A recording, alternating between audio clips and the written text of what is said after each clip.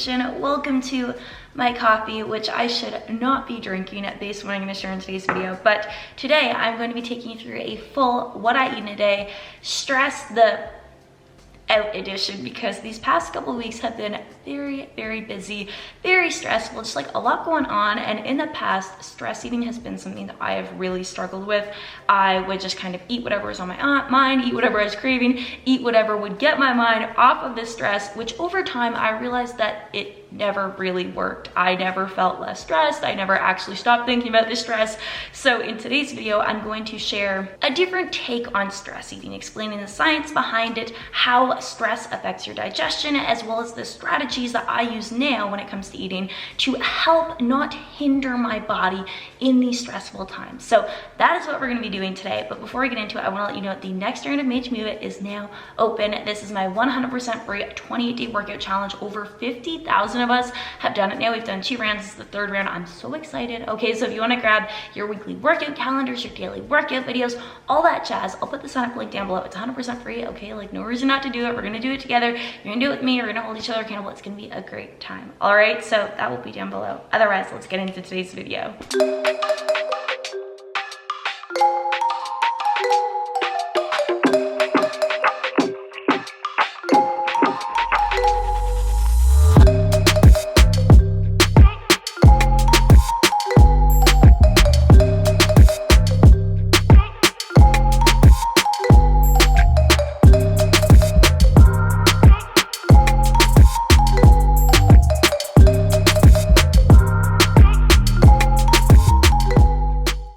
Okay, so I know this looks like the most random combo, but just trust me on this. About a month ago, I bought coconut cream on a whim as part of starting low FODMAP, which if you don't know what that is, I will link the video up here where I talk about it, like what it is, why I decided to do it, all that jazz. I'll put it up there. But about a month ago, I bought a ton of coconut cream on a whim with no idea how to use it, like no plans for it, no recipes, none of that. So a couple weeks ago, I went into my pantry. I'm like, you know what? Today's the day. We're gonna do this. Party time, spice up your life. Let's put it on a potato. Tastes fantastic. Something about the way, like, it's a very light coconut flavor. The texture is somewhere between like a whipped cream and a frosting. Take like a little bit of sweet potato and then I'll like scoop a little shaving of the coconut cream so that it kind of melts on it, and then I eat it. It's really good and you should try it. So this is part 1 of 2 of my morning meal. I know that it sounds weird. I know this portion probably looks kind of small. It is because it's like half of a meal.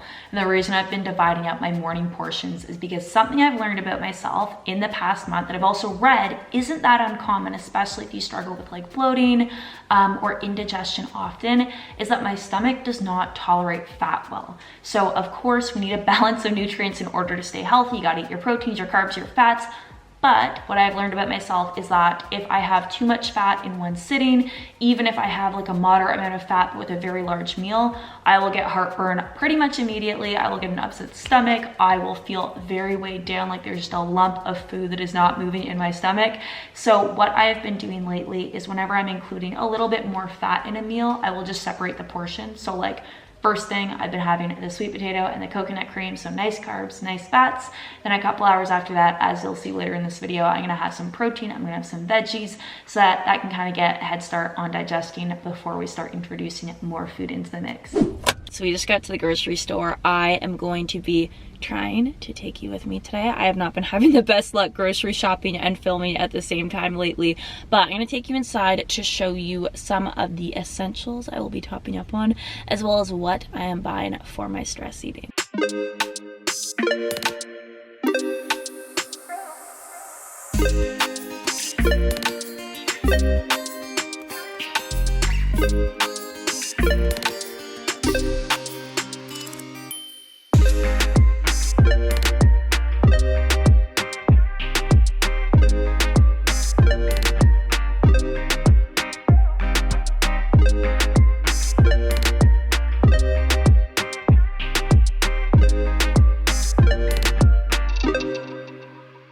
All right, so here's part 2 of my meal from earlier. I'm having 2 hard-boiled eggs as well as 1 whole sliced cucumber. So the reason I broke up my meal in this way goes back to how stress actually affects your digestive system. So stress is defined as the physiological response to an adverse threat or stressor, whether it is real or perceived, internal or external, psychological or physical. Stress can come in many different forms, right? It's not just getting injured, it's not just getting sick, it's not just feeling anxious. Like, there are so many different things in our everyday lives that can contribute towards that sensation of stress and can actually have physiological hormonal responses in our body. In order to maintain the balance required for survival, us as humans have developed incredibly complex pathways for responding to stress that include both physiological as well as behavioral adaptations that occur via central and peripheral neuroendocrine responses. I know that this graphic has a lot going on, but one of those key changes that occurs is in our digestive tract, particularly in the small intestine, where when you are stressed, the movement of food through your small intestine slows down. If you remember high school biology, your small intestine is where the final stages of nutrient absorption of food breakdown occur. And so when movement through this area slows down, what happens is that we're gonna get increased inflammation, reduced nutrient absorption, we're gonna get bloated, we're gonna get gassy. Basically, the same amount and type of food is going to take longer to move through your digestive tract when you're stressed as compared to when you're not. So this little change I've been making of breaking down my portions, breaking down my meals into smaller portions, it's just so that, like, when I know I'm stressed, when I know my gut isn't feeling the best, I'm not just throwing a ton of food at it and being like, good luck, do your best. I'm breaking my portions up so that I reduce the digestive load, I reduce the stress I'm putting on my already stressed gut. So here's what I got at the grocery store. I didn't actually buy as much as I thought I would. I just got kind of some essentials that I need to top up on, as well as some ingredients for something I will be making as part of my stress eating approach. We have got some zucchini, yellow zucchini or yellow squash. I'm never really sure what to call these, so if you know the correct name, definitely comment it down below. Zucchini is an incredible easy to digest food. I feel like I just rediscovered it and starting the whole low FODMAP thing, like actually paying attention to my digestion. And I've been using it in everything from sheet pan bakes to sautés to stir fries. When you're cooking with it, it basically just takes on the flavor of everything else that's around it. So today I will be using these in a morning glory muffin recipe instead. I'm like getting ahead of myself because I'm so excited to make them. So I'm gonna be using these, and I'm also gonna try adding the yellow zucchini. Coconut cream. We also got some kombucha. A couple weeks ago, I started out of nowhere craving wine. Was I really stressed? Yes. Did I just want to drink wine all night? Yes. But that is not productive if you are trying to heal your digestion, or you are trying to productively deal with stress in a way that's actually going to reduce your stress levels rather than only contributing to the stress within your body. So the sneaky little hack is kombucha, or at least this like sparkling version of kombucha that is in a can. It's still got that kind of tart but sweet and like refreshing taste to it, but without the alcohol. So if you do crave the taste of alcohol, if you still want to have it regularly, but you are really stressed, you don't want to affect your sleep, you don't want to affect your digestion, something like this could be a great alternative. It's not to say that like you should cut out drinking. Alcohol is the worst thing in the world. You can't have it in your life. Not at all. I don't drink a ton, but I don't feel like you need to feel any which way about it. If you enjoy alcohol, drink alcohol. If you don't enjoy alcohol, don't drink alcohol. Crushed pineapple to go into our morning glory muffins. Melon, ginger also for the morning glory muffins. I've just been buying it in a tube lately because I find that this version lasts a lot longer than just buying it in the knobs. My go-to stevia baking blend, as well as fancy chocolate chips. I splurged. I got the name brand M&M Minis chocolate chips. Yes, they're twice as expensive as the other chocolate chips. They were not on sale. But I had a vision when I was at the grocery store. So about a week ago, I shared a mini chocolate chip cookie recipe on my Instagram reels. I've been having so much fun on my reels. I will put that up somewhere on screen right now. They're like mini Chips Ahoy cookies, but better, full of protein, gluten-free, easy to digest, delicious, life-changing. Highly recommend making them. But I thought to myself, I'm like, okay, if these are good, you know, it'd be even better, a monster cookie version, one where we have like oats and M&Ms, and like that's really the key difference. But I just thought it was a great idea, so of course I had to buy the M&M minis because baking is therapeutic and I love baking. This is me justifying my spending on mini chocolate chips.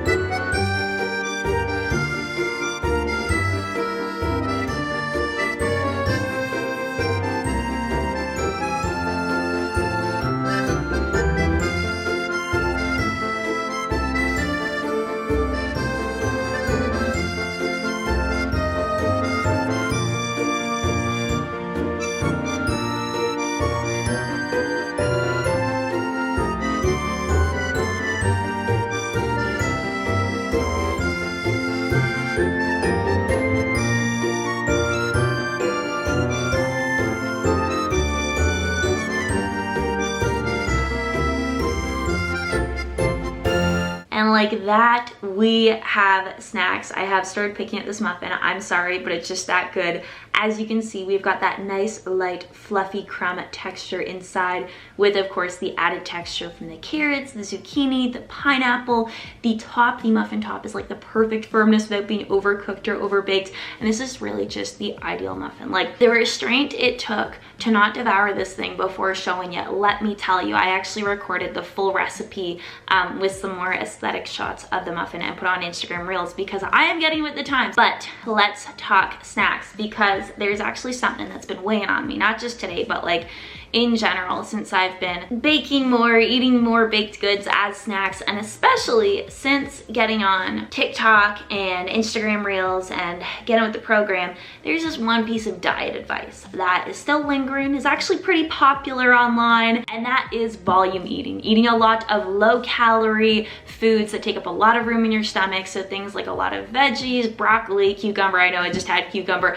Eating a lot of those foods, because the idea is that if you're trying to lose weight, or if you're trying to like eat less food overall, if you just fill your stomach with all of these low-calorie foods, you're gonna feel full for less calories. Hunger, like stress, involves a complex series of interactions within your body, and so the fullness of your stomach is only one of the variables that affects your hunger and fullness. Of course, eating your vegetables, eating things that are high in fiber are important. I'm not saying that broccoli is bad, I'm not saying that cucumbers are bad, but your body is not dumb. It does know the difference between a stomach full of lettuce versus a stomach full of the balanced meal, right? Your body can tell not just how full your stomach is, but also what is the nutritional breakdown of the food you've been eating. Are you eating more carbs? Are you eating more fats? Are you eating higher fiber carbs or lower fiber carbs? Are you getting protein in your meals? Like, your body knows these things. So what you need to know is that hunger is complex, stress is complex. The interaction between the two is not always going to be the same. Sometimes stress might make you feel more hungry, sometimes stress might make you feel less hungry. Instead of judging yourself for feeling a certain way, or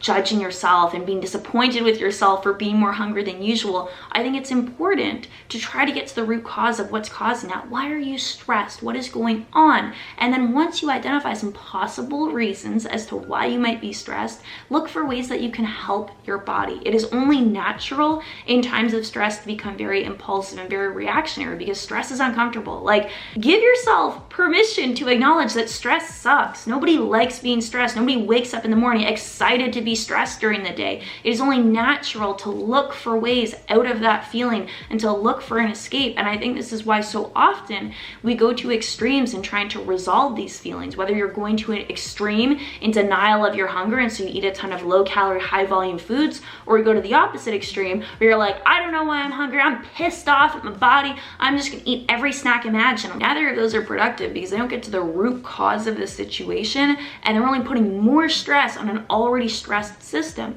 And so oftentimes you end up in like this feedback loop of, I'm stressed, so I eat in a way that's not serving my body, I am stressed. I eat in a way that's not serving my body, I am stressed. I'm eating in a way that's not serving my body. Because you're never getting to the root cause of that stress, you're always just kind of defaulting to the same coping mechanism. You keep eating, and it's not to say that eating is bad, it's not to say that indulging in something you wouldn't typically eat is bad. There is a happy medium where you can honor your body's hunger, regardless of if you're feeling more or less hungry when you're stressed, without worrying about restriction, without worrying about overdoing it, without worrying about being at either end of the spectrum. You are stronger than you think, but it is important to slow down and just get out of that reactionary space.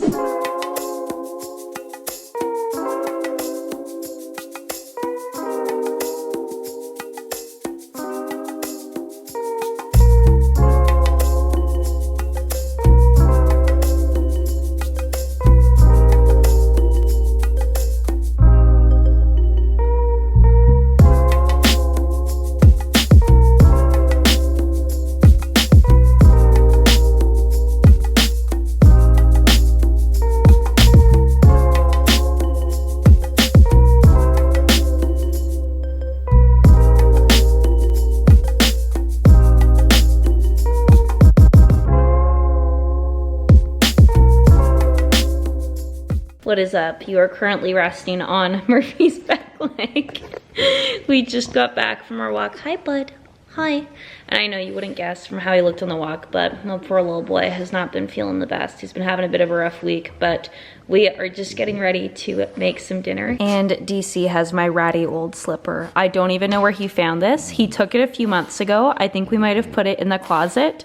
And as you can see, yeah, this is what we've been doing with it. He has absolutely torn this apart. It looks absolutely disgusting, but he prefers shoes and slippers over actual little dog toys. Anyways, for dinner tonight, I'm going to be making a recipe I actually shared a few videos back that is so heckin' good, but tonight we're gonna be swapping beef for turkey. So the original recipe, I think I called like sticky beef and green beans. I'm gonna be subbing the beef for ground turkey, and I think I'm gonna do broccoli instead of green beans. I'm kind of undecided. I actually have to check what I have in the freezer, but it's a really easy recipe. It is a great weeknight meal because usually when I make it, it makes enough for Jeff, me, and then like a portion for each of us the next day. Explain something.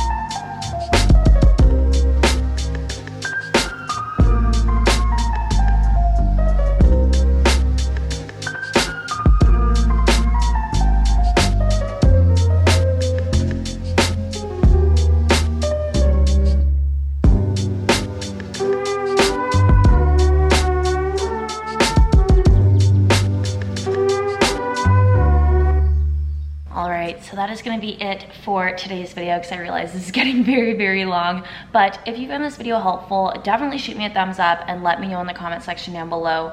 I'm definitely curious to hear like if stress makes you more or less hungry, because I feel like it affects different people different ways, and even just like different stress at different times in your life. I've had it affect me both ways. So let me know in the comments. I'm curious. Otherwise, thank you for watching, and I can't wait to see you in the next video.